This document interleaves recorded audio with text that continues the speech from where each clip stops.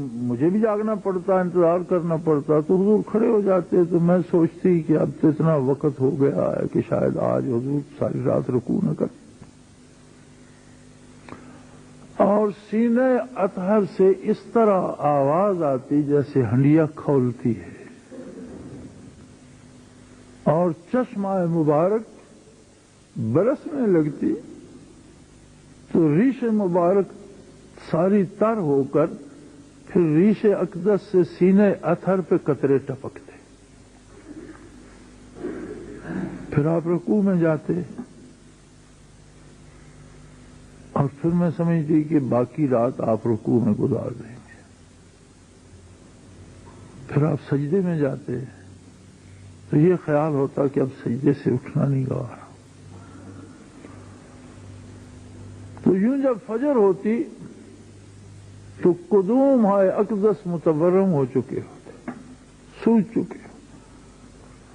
تو فرماتی ہیں ایک دن میں نے عرض کی یا رسول اللہ، دنیا بھر کو آپ کی شفاعت کی امید ہے، اگلے پچھلے جو امتیں پہلے گزر گئیں جو آپ کی امت ہے، یہ سارے اس بات پہ امید لگائے بیٹھے ہیں کہ آپ ان کی شفاعت فرمائیں گے اور وہ بخشے جائیں گے، تو آپ اتنا اپنے آپ پر اتنا بوجھ کیوں لیتے ہیں؟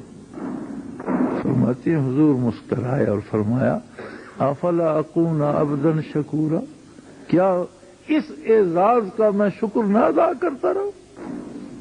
اللہ نے اگر مجھے یہ اعزاز بخشا ہے تو میں اس کا شکر گزار بندہ نہ بنوں؟ یہ ضرورت کی بات نہیں تھی، یہ بات اس لذت ملاقات کی تھی.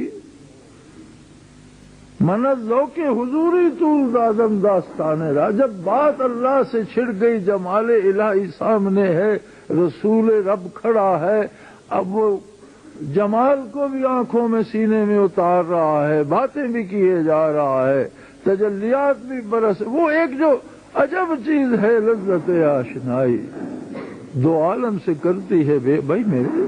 اگر ہمیں اللہ نے نماز کی توفیق دی ہے تو کیا یہ احسان کم ہے کہ اس نے ہمیں اپنے ساتھ بات کرنے کی اجازت بخشی ہے؟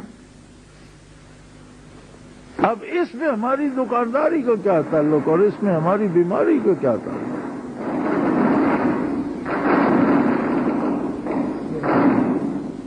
تو ہم اسے کوئی نسخہ یا کوئی عمل سمجھ بیٹھتے ہیں. جہاں قصور آتا ہے نا،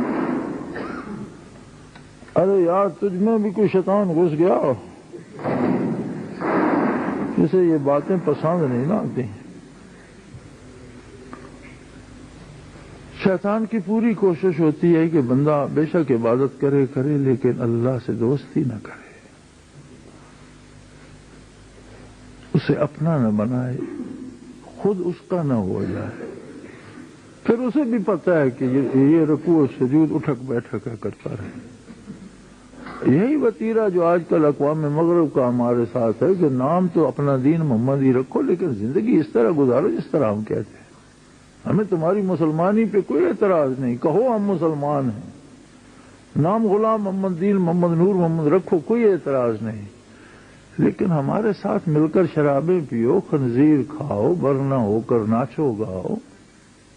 پھر انہیں پتہ ہے کہ یہ نور محمد، دین محمد، غلام محمد ان کے کام نہیں آئے گا، نام کا مسلمان ہونا ان کے کام نہیں آئے گا. یہی فلسفہ شیطان کا بھی ہے.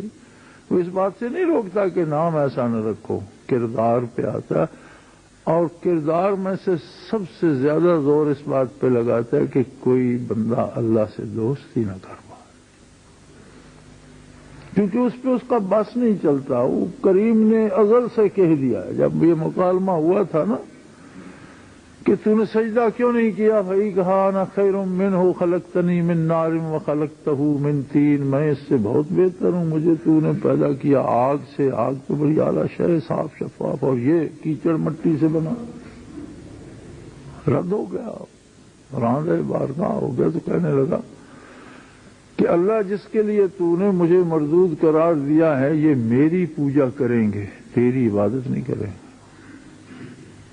اللہ بڑا اس نے کہا میرا جہنم بڑا وسیع ہے، تجھے اور تیرے چاہنے والوں سب کی جگہ اس میں موجود ہے، ہاں لیکن ایک بات تو بھی کان کھول کے سن لے، ان عبادی لیس لک علیہم من سلطان، جو بندہ میرا ہو جائے گا تو بھی اس کا کچھ نہیں بگاڑ سکے۔ یہ جو کسی کا ہو جانا، رب کا ہو جانا، رب کو اپنا جان لینا، مان لینا، اس بات پہ وہ سارا زور لگاتا ہے کہ یہ بندہ میری مار سے نکل جائے گا، تو اس لذت آشنائی پہ اسے کافی تکلیف ہوتی ہے۔ لیکن یار ایک بات تو ہے، جس سے سنو کہتا ہے شیطان پریشان کرتا ہے، کوئی تو ایسا بھی ہو جو شیطان کو پریشان کرتا ہے۔ مسلمانی تو یہ ہے کہ ہمارے نام سے شیطان پریشان ہوا کرے، لیکن ہم ہیں کہ ہر ایک کی شکایت ہے شیطان مجھے پریشان۔ بھئی شیطان تو راندے درگاہ ہے اور تیرے ساتھ اللہ ہے، اللہ کا حبیب ہے، پھر تجھے کیسے اس لیے کہ شاید تو اپنی حمایت سے نکل گیا ہے، دور ہو گیا ہے، واپس آ، اللہ کے حضور میں آ، بارگاہ عالی میں آ، تو کہاں وہاں شیطان کا گروہ تیرا کیا بگاڑ سکے گا، وہ خود اپنا سر پیٹے گا، پریشان ہو۔ تو حضرات دین یہ ہے، نیکی یہ ہے، ہدایت یہ ہے کہ جب ہم اس پہ عمل کریں تو نیکی کرنے کا مزاج بنتا چلا جائے، ہم مزید نیک ہوتے چلے جائیں،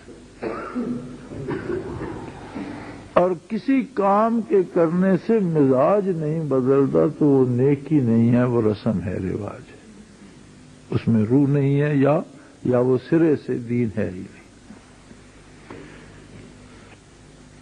اللہ کریم فرماتا ہے یہ دنیا والباقیات الصالحات خیر عند ربک، تمہارے پروردگار کے نزدیک یہ بات سب سے بہتر ہے کہ تمہاری نیکیاں باقی رہیں۔ اور یہ مت سوچو کہ یہ بندہ امیر ہوگا تو بہت نیکیاں کا، ایسا بڑی عجیب بات ہے کہ میں جس حیثیت میں ہوں، اگر میں 1 لاکھ بھی اس کی راہ میں دے دوں تو مجھے وہ فرق نہیں پڑتا جس کے پاس 2 روپے ہیں، جب وہ 1 روپیہ دے، اس نے گویا آدھی دولت دے دی تو میں نے کیا دیا۔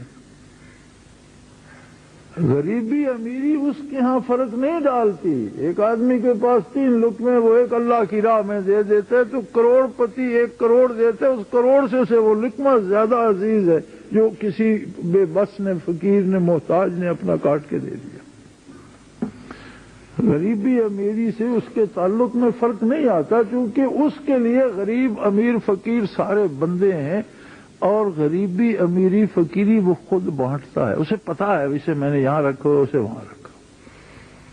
ہمارے لیے فرق ہے، ہم کہتے ہیں یہ بڑا امیر آدمی ہے، اس سے دوستی ہونی چاہیے، یہ تو بھوکا آئے گا تو کچھ مانگے گا، اسے سلام نہ دو، یہ فرق ہمیں پڑتا ہے، اسے نہیں۔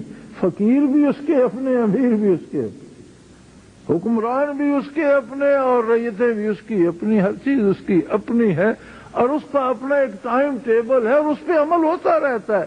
ایک آدمی کو پکڑ کر بادشاہ بنا دیتا ہے اور پھر اسے ایک عام آدمی سے سولی پہ لٹکوا دیتا ہے، تو شاہوں کو گدا کر دے، گدا کو بادشاہ کر دے، اشارہ تیرا کافی ہے گھٹانے اور بڑھانے۔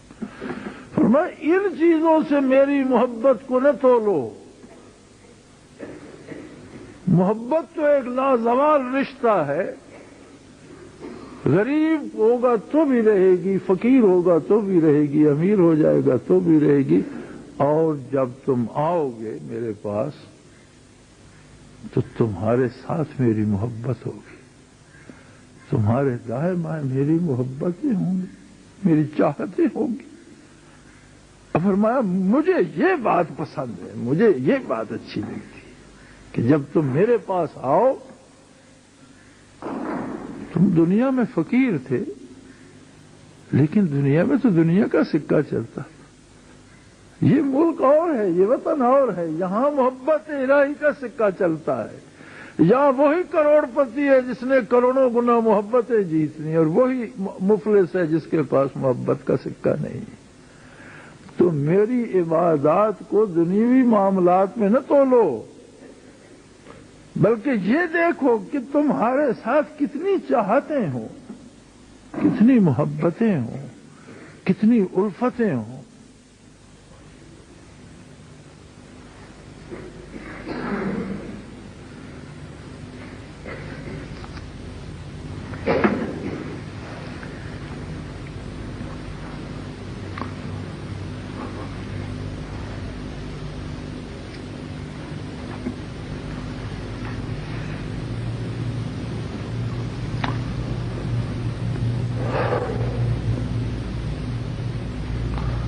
دفنانا دیکھ بھال کر حسرت زدہ کی لاش کو، دفنانا دیکھ بھال کر حسرت زدہ کی لاش کو، لپٹی ہوئی کفن میں کوئی آرزو،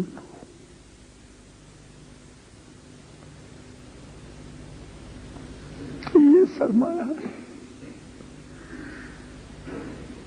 کہ اس کفن کی چادر میں بھی طلب ہو، چاہت ہو، محبت کی خوشبو ہو۔ دولت ملی تو رہ جائے گی، جائیداد ملی تو رہ جائے گی، حکومت ملی تو رہ جائے گی۔ فرمایا میری محبتوں کو ان کچے باٹوں سے نہ تولا کرو۔